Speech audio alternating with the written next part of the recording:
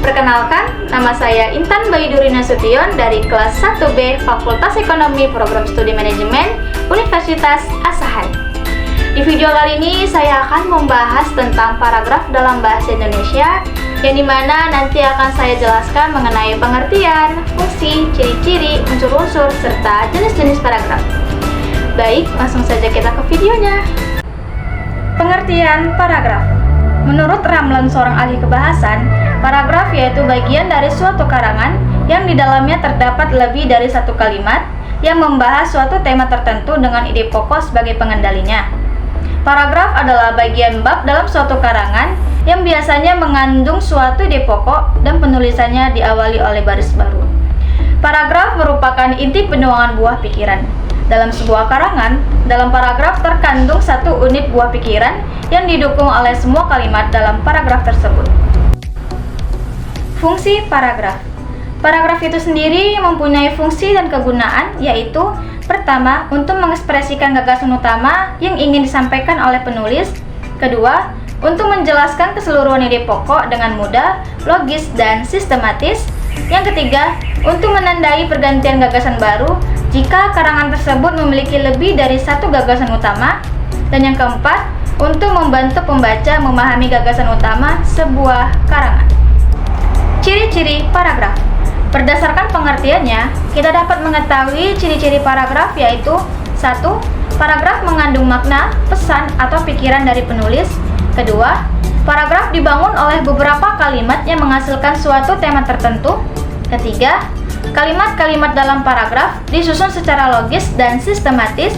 Dan yang keempat, paragraf mengandung satu ide pokok dan beberapa kalimat penjelas. Ciri-ciri paragraf adalah membentuk satu kesatuan makna yang utuh dan memiliki satu kalimat topik serta beberapa kalimat penjelas. Unsur-unsur paragraf. Selain ciri-ciri, paragraf juga ada unsur. Yang pertama, topik atau gagasan utama. Topik atau gagasan utama adalah ide utama yang ingin disampaikan penulis kepada pembaca. Yang kedua, kalimat utama. Kalimat utama adalah kalimat yang berisi gagasan utama. Kalimat utama ini biasanya diletakkan di awal atau akhir paragraf. Yang ketiga, kalimat penjelas atau kalimat pendukung.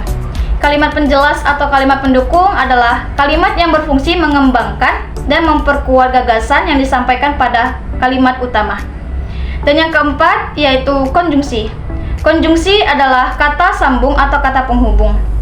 Konjungsi ini dalam bahasa Indonesia ada dua jenis, yaitu konjungsi intra kalimat dan konjungsi antar kalimat. Jenis-jenis paragraf. Jenis paragraf berdasarkan fungsi. Yang pertama, paragraf narasi. Paragraf narasi yaitu paragraf yang isinya menceritakan suatu peristiwa atau sebuah masalah sehingga membuat pembaca menjadi terhibur dan terharu. Yang kedua, paragraf deskripsi. Paragraf deskripsi yaitu paragraf yang menggambarkan suatu keadaan atau suatu objek dengan sejelas-jelasnya sehingga pembaca seolah-olah dapat melihat, mendengar, merasakan, atau mengalami peristiwa tersebut. Yang ketiga, paragraf eksposisi. Paragraf eksposisi yaitu paragraf yang bertujuan untuk menerangkan suatu pokok persoalan yang dapat memperluas wawasan pembaca. Yang keempat, paragraf persuasif. Paragraf persuasif yaitu paragraf ajakan yang isinya bertujuan untuk mempengaruhi atau membujuk pembaca agar tertarik dengan gagasan penulis. Yang kelima, paragraf argumentasi. Paragraf argumentasi yaitu paragraf yang bertujuan membuktikan pendapat penulis agar pembaca menerima pendapatnya. Jenis paragraf berdasarkan kalimat utama. Yang pertama adalah paragraf deduktif. Paragraf deduktif yaitu paragraf yang letak gagasan atau kalimat utamanya terletak di awal paragraf dan diikuti oleh kalimat-kalimat penjelas sebagai gagasan pendukung. Yang kedua, paragraf induktif, yaitu paragraf letak gagasan utamanya terletak di akhir paragraf. Yang ketiga, paragraf deduktif, induktif, atau campuran, yaitu paragraf yang letak gagasan utamanya terletak di awal dan akhir paragraf. Yang keempat, paragraf ineratif, yaitu paragraf yang letak gagasan utamanya terletak di bagian tengah paragraf. Jenis paragraf berdasarkan urutan isi. Yang pertama, paragraf pembuka, yaitu paragraf yang terdapat pada awal karangan yang berfungsi memancing rasa keingintahuan pembaca terhadap isi teks atau bacaan serta keseluruhan. Yang kedua, paragraf isi, yaitu paragraf inti yang berisi bagian-bagian pokok dalam suatu karangan. Yang ketiga, paragraf penutup, yaitu bagian kesimpulan dari pokok pikiran dalam paragraf isi.